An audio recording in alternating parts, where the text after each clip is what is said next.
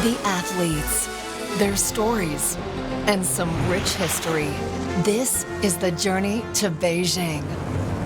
Hello everyone, and welcome to Lake Placid, New York, as we continue on our journey to Beijing. We were coming to you from Salt Lake City, Utah the last time, the site of the 2002 Winter Olympics. Lake Placid has hosted two Winter Olympics, in 1932 and in 1980. And we all remember what happened in 1980, right? Miracle on ice. Herb Brooks Arena is currently closed for renovations, so unfortunately we can't go inside. We like to joke that Jack Doles was there.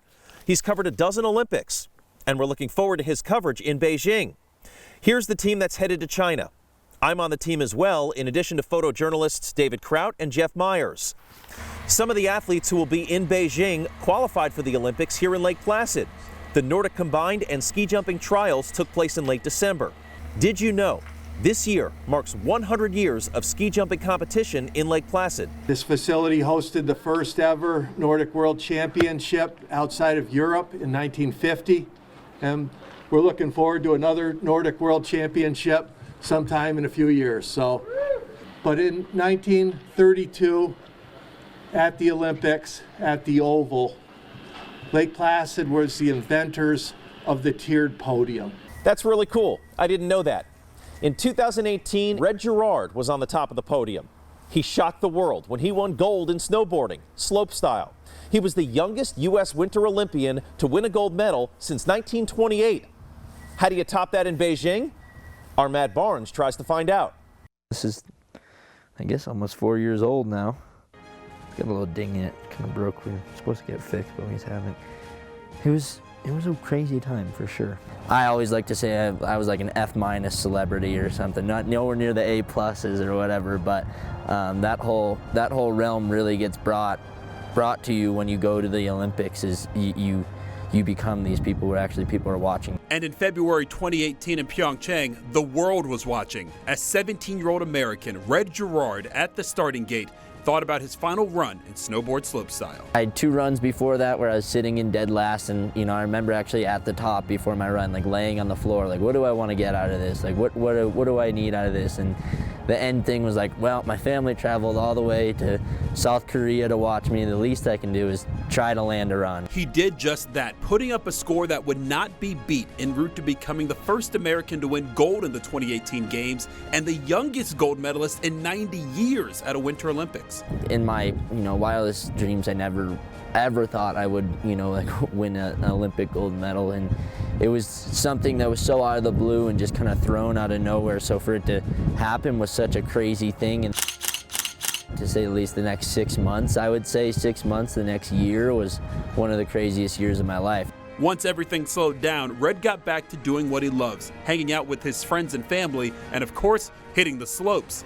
But this time, there's a little fame attached. It's an odd thing having people look up to you, but it's cool, and I really enjoy it, and I feel like I'm at a really cool spot to offer those guys tips, and I'm always, my number one thing is I want to make snowboarding bigger. Now 4 years older and wiser, Red will have his chance next month to win a second gold medal, and not as a plucky underdog, but as one of the favorites. I found out over the last 4 years that I kind of like having a little bit of that pressure. There's always a fine line of having too much of it and not enough, but if you can get that middle amount, for me, I like it. It's like, okay, I have people watching me. There's stuff on the line. I got to land a run, got to do this. And Red feels confident in all of Team USA as they head to Beijing, saying this is the best he's seen them snowboard, and he expects everyone to go bigger and better than ever before.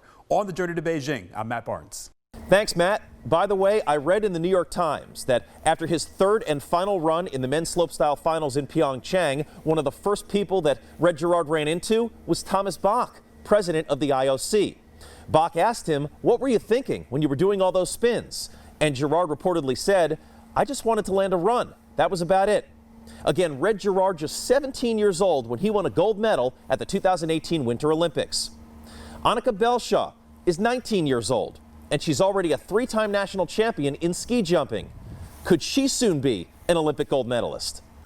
Annika Belshaw may technically still be a teenager, but she's a veteran when it comes to ski jumping, something she's been doing for more than half her life. I just love the sport so much and have so much passion for it that I love doing it, and I just wanted to be the best. And ski jumping is actually a family affair for Belshaw. My brother's also a ski jumper, so we train together a lot. Eric Belshaw is pretty good, but he's not a three-time national champion like his sister.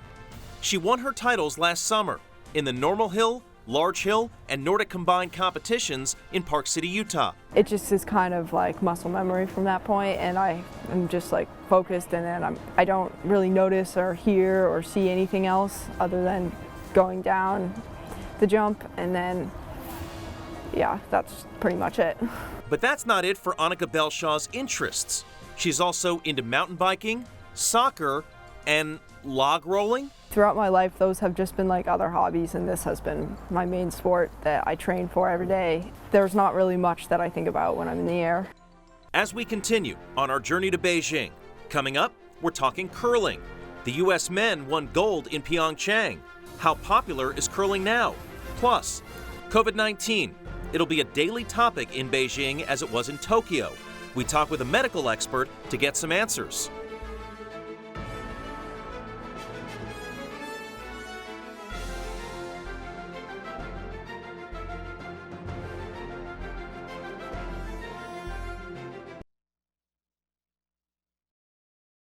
This is the journey to Beijing. Welcome back on our journey to Beijing.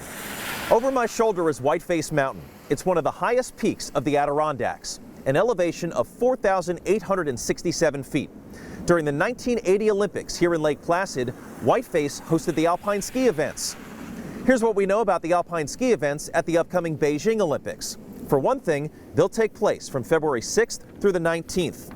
A total of 33 medals, 11 events. Expect Michaela Schifrin to do well. She's one of the faces of Team USA. And she recently tied a 32-year-old world record with her 46th win in women's slalom. She's won 3 Olympic medals, 2 of them gold. Beijing will be her 3rd Olympics. A couple of other fun facts about alpine skiing. It's also referred to as downhill skiing. Those names are interchangeable. And how fast do you think the athletes go? They can reach speeds of up to 95 miles per hour. If only they could outrace COVID-19. Joking aside, we know the coronavirus will impact the Beijing Olympics. It certainly impacted the Tokyo Olympics. You've got the Delta variant, the Omicron variant. There are a lot of unknowns. What do we know? Well, we know what our Marielena Balouris found out from Dr. John Torres, senior medical correspondent for NBC News. The journey to Tokyo was obviously delayed, and even in the months leading up to the Olympics, there was a lot of uncertainty about how the Olympics would look and how they would feel. Now, 6 months later, Winter Olympic hopefuls aren't quite as anxious. They know the games have gone on before and will go on again. Deidre Irwin has always dreamed of calling herself an Olympian. I grew up a runner, mostly used Nordic skiing to stay in shape for running when I was in high school. In 2018, she almost retired from Nordic skiing when she found biathlon. So different, but so similar to Nordic skiing, and it added this element that was just so exciting and so challenging at the same time. She spent the last 4 years working toward her goal of being on the Olympic stage. This last year was especially challenging. I think by the end of last winter, I had about 50 COVID tests, maybe. But it was all worth it, as she has a real shot of making the team for Beijing, an experience she also knows will be different. It looks like it's going to be an interesting year. It's not going to be normal. Nothing in the past year and a half, 2 years has been normal. NBC News senior medical correspondent Dr. John Torres says Tokyo proved the Olympics can happen, even in a pandemic. They did a great job of controlling the environment there and making sure that it didn't spread to the public. Beijing promises even tighter restrictions on athletes, staff, volunteers, and media through a closed-loop system. They're keeping that system closed down. They're not letting anybody outside that system, regardless of how long you've been there, regardless of your vaccination status. They're trying to keep a great control on it, and they're not letting foreigners come in other than those that are actually working the Olympics. The emergence of variants like Omicron and Delta make containing the virus easier said than done, but Torres believes it's possible. And I think they're going to do a good job because it's going to be more strict than Japan. Perhaps the only aspect that is more lenient is that Chinese fans will be allowed in the stands, a change athletes welcome. I'm excited, a little nervous. It might be a little weird, but if I get to, get the opportunity to compete in the Olympics for this team and for Team USA, I think either way it's going to be a really awesome experience. And it's a moment Torres believes will give people hope as it shows the world can reopen again safely. And that'll be a great break from the pandemic to be able to see athletes, not just from the U.S., but from around the world, getting together, doing what they do, and just participating in the sports that they love, and we love watching them do it. On the journey to Beijing, I'm Marielena Balouris. Thanks, Marielena. It's been said before, it's worth saying again. Everyone associated with the Olympics will be in a closed-loop system, a bubble, and everyone will be tested daily for COVID-19. Athletes who are not fully vaccinated must quarantine for 21 days once they arrive in China. That won't be an issue for U.S. athletes. They must be vaccinated according to the USOPC. Curling. They say curling is the most popular Olympic winter sport over the last decade. They've done studies more popular than figure skating, according to internet searches. The U.S. men won gold in curling in 2018 in Pyeongchang. How many curling clubs do you think that helped create? Our Jala Washington takes us to one in Austin, Texas. Every great curling athlete gets their start in a rink like this one. John Schuster, a now 5-time Olympian, is just weeks away from seeing if he can add another Olympic medal to his collection. The quest to make a U.S. Olympic team for Beijing. If you ask the world, they'll say John Schuster, the defending Olympic curling champion and captain of the U.S. men's team, is a magician on the ice. But if you ask him, he'll say he's just a kid from northern Minnesota living his dream. Kind of fell in love with sliding on the ice and throwing a stone. His beginnings, humble. I had a flyer from my pre-algebra teacher that invited us to come and try junior curling. As a kid, I treated curling like any other sport, like probably a lot of kids down, in Texas treat football every day, working toward, becoming better. It wasn't until the 1988 Olympic trials in Duluth, Minnesota, that Schuster knew he might just have a shot on the world stage. Maybe being the dumb kid I was, I don't know. I didn't think that those guys that were out there playing at the trials looked much better than what I was capable of doing, and I've only curled for a couple of years. Schuster now trains on the ice inside of that same rink in Duluth where the door to his destiny first opened. And he's doing his part to help others reach their potential and realize their dreams too. It doesn't take very long to give somebody maybe one little piece of information that can help improve their game, and that's been something I've been very fortunate to be able to do over the past 3 or 4 years. Schuster's 2018 Olympic teammate Tyler George is a U.S. curling ambassador. He's helped grow programs all over the country, including the Austin, Texas Curling Club. This could be our next wave of Olympians in the future too. You don't know where they're going to come from.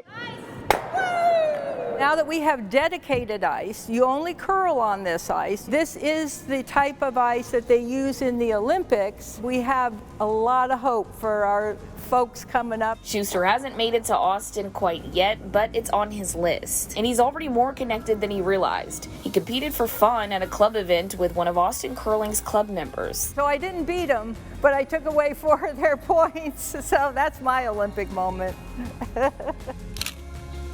So there you are right there, yourself, and then there she is right there. It's moments like this one that remind Schuster of his reach. With a humble heart, he wants those looking up to him to remember it's never about how you start, only how you finish. I didn't even throw my first stone until I was 12 years old. Schuster encourages anyone wanting to try the sport to just go for it. I did. On the journey to Beijing, I'm Jala Washington.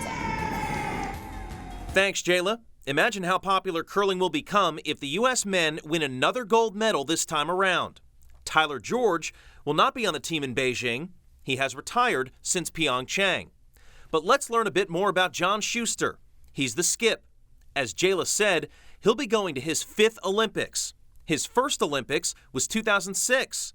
That was the year the U.S. won bronze in men's curling, its only Olympic medal ever, until winning gold in 2018 in Pyeongchang.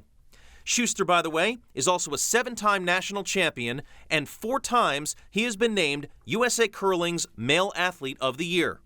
Still to come on our journey to Beijing, the U.S. women's hockey team continues to fight for equality. That story next. This broadcast is presented by the authority of the United States Olympic and Paralympic Committee and may not be reproduced or retransmitted in any form without the express written consent of the United States Olympic and Paralympic Committee. This is the journey to Beijing. I'm now at Mount Van Hoevenberg, another of the legacy sites here in Lake Placid. Over the years, it's hosted a number of top-level competitions, national championships, World Cup races, Olympic trials. In fact, cross-country skiing at Mount Van Hoevenberg dates back to 1966. Fast forward to the present. There's a state-of-the-art track for both skeleton and bobsled. There's also the longest mountain coaster in the United States. It's called the Cliffside Coaster. You can ride that coaster and learn all about the Olympic history of the Lake Placid Sliding Center. Unfortunately, you'll have to go elsewhere to learn about Olympic hockey history. In Pyeongchang, recent history, the U.S. women won gold. They beat Canada, and they and Canada are the favorites to win gold in Beijing. But off the ice, the U.S. women are trying to win a different battle.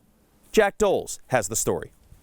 They fight for every goal, every loose puck, and every victory.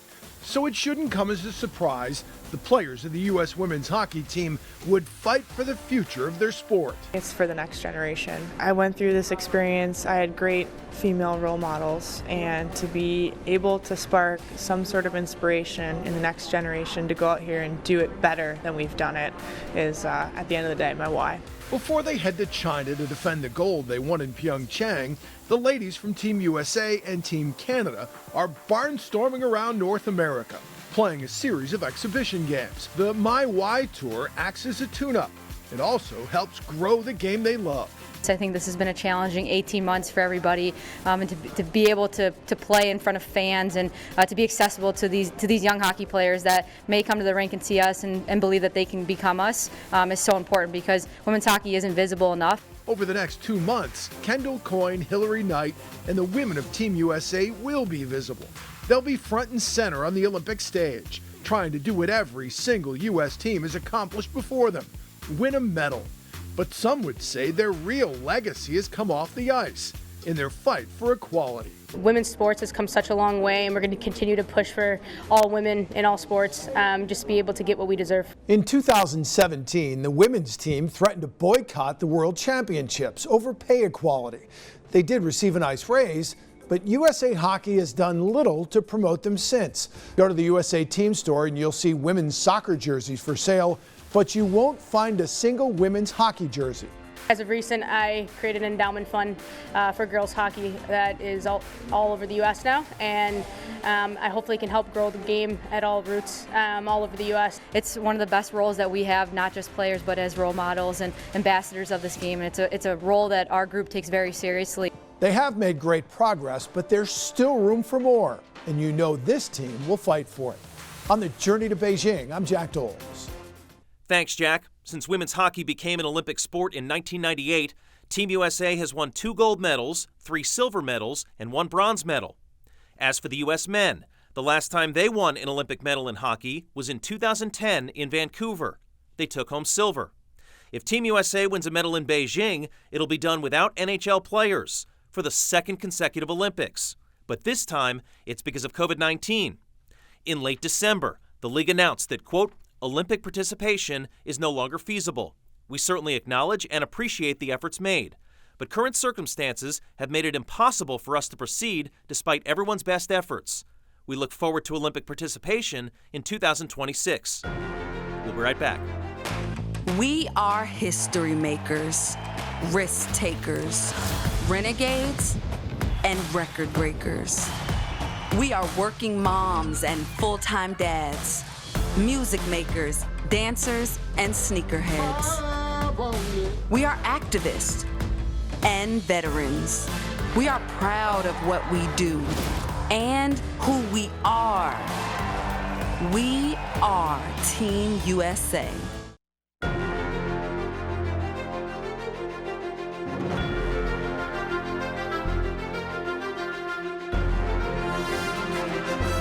Welcome back. A reminder that the 2022 Winter Olympics officially begin on February 4th. That's when the opening ceremony will take place, though competition actually begins on February 2nd with curling, mixed doubles, round robin. The closing ceremony is February 20th. The Paralympics will start less than 2 weeks later on March 4th. They will run through March 13th.